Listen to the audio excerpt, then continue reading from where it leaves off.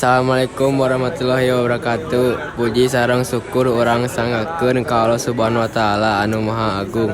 Tidak dinten ieu teh urang sadayana tiasa ngariung sasarengan dina acara ieu. Rencana sadayana anu dipikahormat. Acara ieu disangkeun ngeunaan pergaulan bebas anu nuju dipercarioskeun ku urang sadayana. Atos cekap korban kusabab masalah eta teh sebab sabaraha urang teh bisa ngajaga diri sorangan.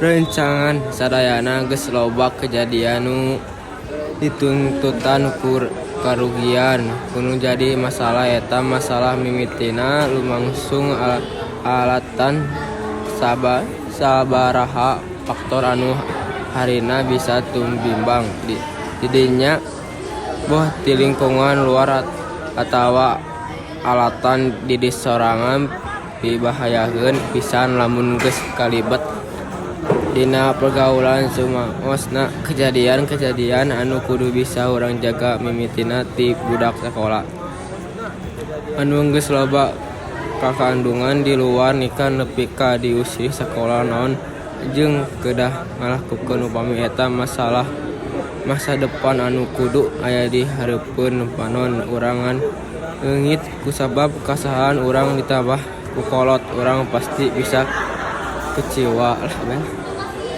Kukituna sabisa-bisa anu jadi kolot kudu bisa ngajaga ngawasan budakna utamana anak awewe sabab awewe bakal leuwih rugi dina waktu nu sarua urang oge leuwih bisa ngajaga diri ngalakukeun leuwih ibadah ka Allah Subhanahu wa taala.